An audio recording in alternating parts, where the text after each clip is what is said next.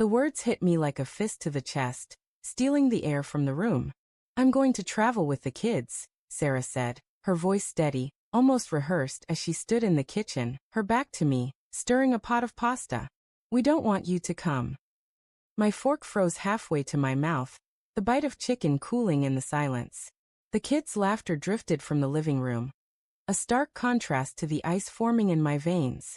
Good luck, I managed, my voice a hollow echo, because what else could I say when my world tilted on its axis? The kitchen smelled of garlic and simmering tomatoes, a false promise of normalcy. Sarah didn't turn around.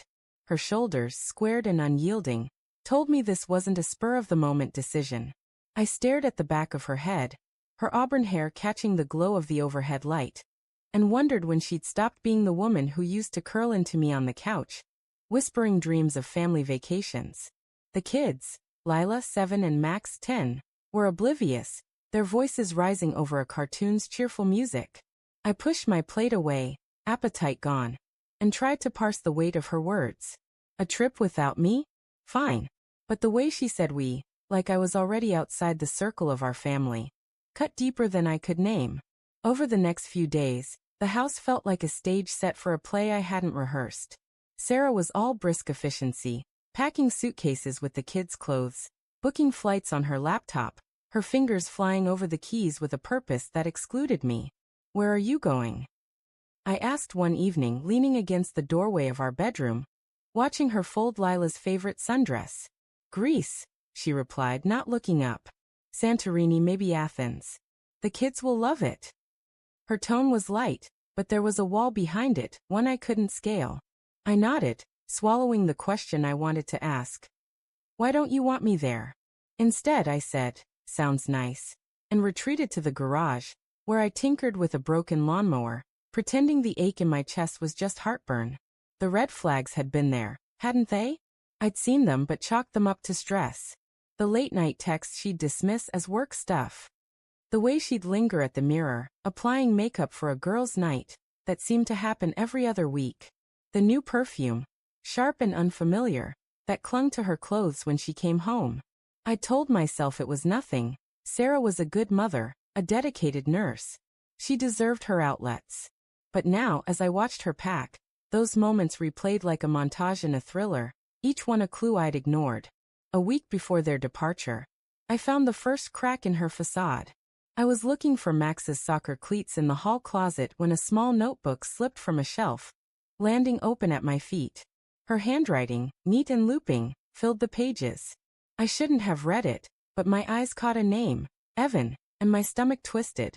Evan says the cliffs at sunset are magic, she'd written. He wants to show us. Us. The word burned. I snapped the notebook shut, my hands trembling, and shoved it back where I'd found it. Evan. Her coworker. The charming doctor with the easy smile who'd joined us for dinner once. His eyes lingering on Sarah a beat too long. I'd laughed it off then. Now it felt like a blade. That night, I confronted her. The kids were asleep, the house heavy with the hum of the refrigerator.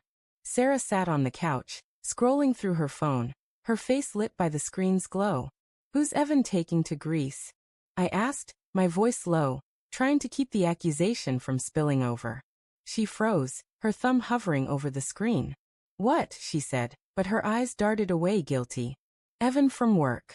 You wrote about him in your notebook. Her face hardened, but there was a flicker of panic in her eyes. You went through my things? She shot back, deflecting. That's not the point, Sarah. Are you? Is there something going on? My voice cracked, betraying the fear I'd been burying. She stood, crossing her arms. You're being paranoid, Tom. Evan's just a friend. He's been to Greece, gave me some tips. That's all. Her words were sharp, but they didn't land right. They were too polished, like she'd practiced them. Then why can't I come? I pressed, stepping closer, searching her face for the woman I'd married. She looked away, her jaw tight.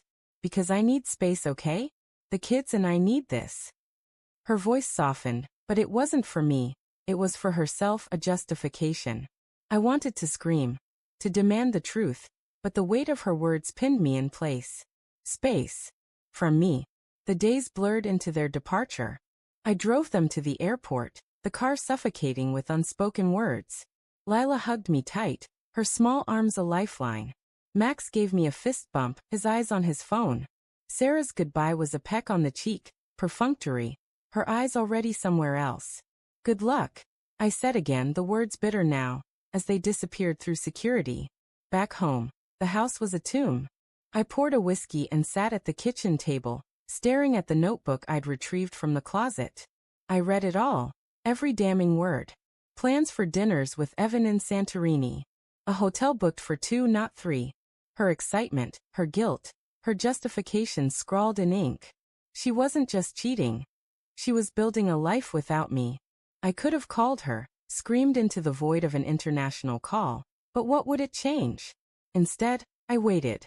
The betrayal simmered, turning my love to ash. When they returned, tanned and smiling, I was ready. Sarah walked in, dropping her bags, and froze when she saw the notebook on the table. Tom, she started, but I cut her off. I know about Evan, I said, my voice steady now, cold. I know everything. Her face crumpled, but not with remorse, with relief, like she'd been waiting to be caught. I'm sorry, she whispered, but it was hollow. The kids ran in, oblivious, and I looked at them, my heart breaking for the family we'd been. I didn't yell. I didn't beg. I picked up my keys and walked out, leaving her with the truth she tried to hide. Good luck, I said one last time, the door closing behind me, the sound echoing like a gunshot. I wasn't running from the pain.